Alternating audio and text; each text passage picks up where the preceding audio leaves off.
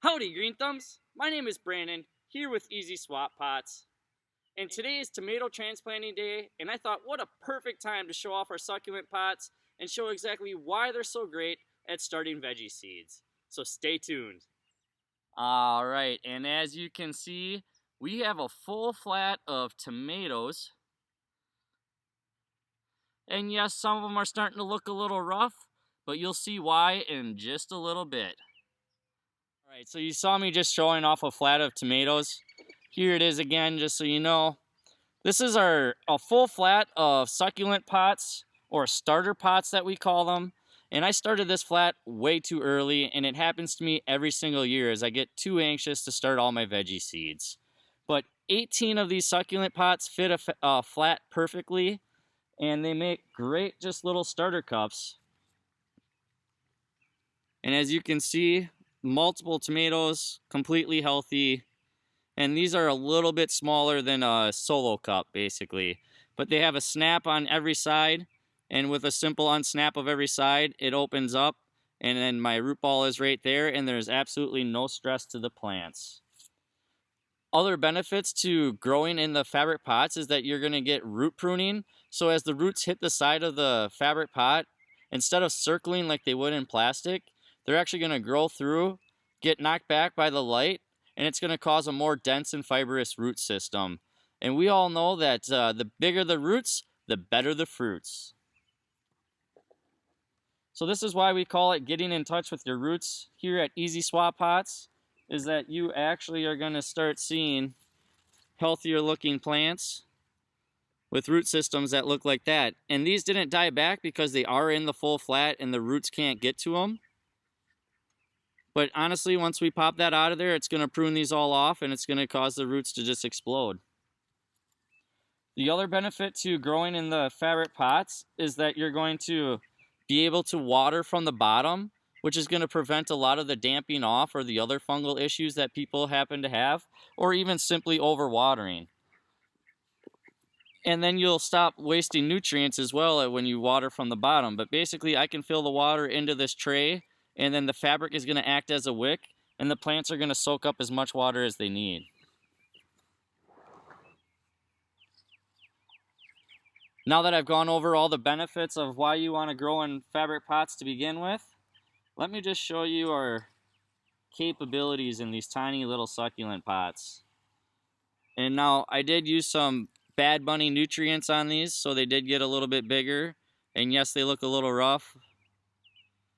Again, they're a little too large for their pot size. But there you have it. That's basically a 18-inch to 2-foot tall tomato plant, and something the size of a solo cup, actually a little smaller. Alright, so now let's show you how these things work and make simple work of transplanting your beloved tomatoes into the ground. A couple tips and tricks to transplanting tomatoes into the ground is that I went ahead and dug a super deep trench. As we all probably know, that the deeper you plant the tomatoes, the better the root system's going to develop and the less drought issues that you're going to have. And I had my lovely parents help me out de-weeding this bed to make this video go a little faster. So shout out and thank you, Mom and Dad. Alright, let's start out by getting some of these in here. And then the other thing that I like to do is I mix compost and wood ash 50-50. I'm in heavy soil, or heavy clay soil more so, and I know potassium happens to be the biggest issue, so we like to add a lot of wood ash or kelp or whatever we have, but we're going to go on the cheap end this year. And then I do like to trellis most of my tomatoes, so I have them on 2-foot centers throughout the whole entire row. And I'll plant all 3 of these in the pot at once, and then basically once they establish in the ground, the healthiest one is going to be the survivor. So it's as quick as unsnapping all sides. You have to pull the fabric down a little bit as the roots are caught up into them, which is just helping the pruning process.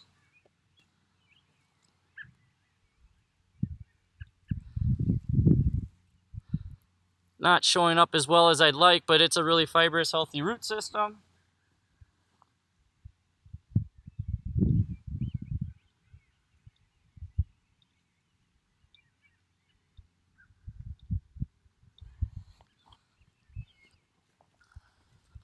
Then I actually have to reach into my bucket for my compost and ash. Throw down roughly a couple handfuls per plant. Ugh.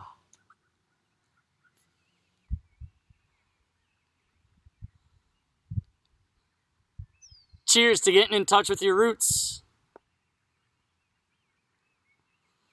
All right, so it's just going to be a quick unsnap of each snap, one on each side. Pull the fabric away from the roots.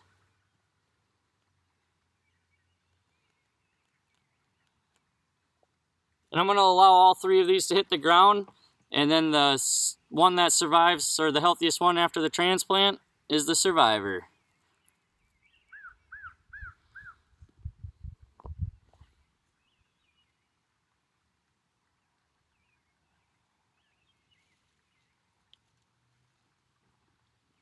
Then I like to just cover the roots with the original soil that's in here, and then I take 2 handfuls of my compost and wood ash mixture. You can see it's kind of gray.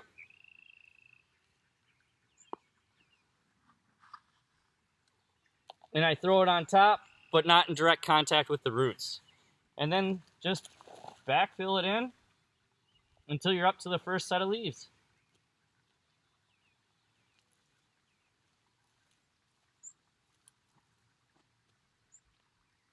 Just like that, one plant's done. Move over 2 feet and we'll do it again.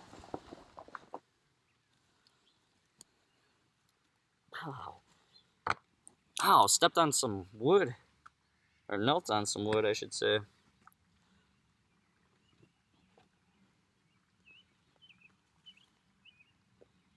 All right. Tomato number 2 going in.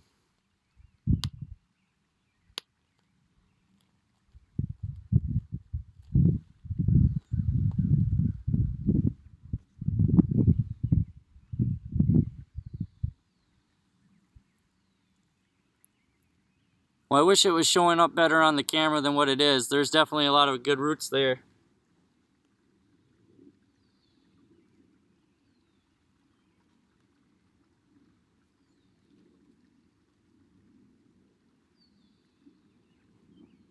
All right. Then my compost and wood ash.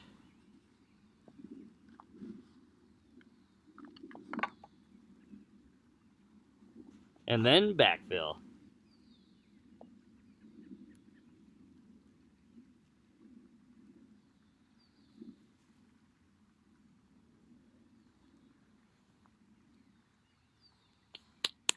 All right, and there you have it, folks.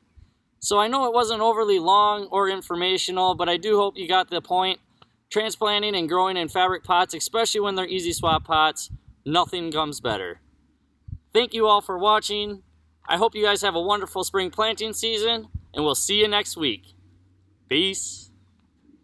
And voila, the finished row is done, and it really didn't take too long. One last thing I wanted to throw in there is all of our fabric pots are reusable, and so you can enjoy them for many years to come. Thanks again for watching. Peace.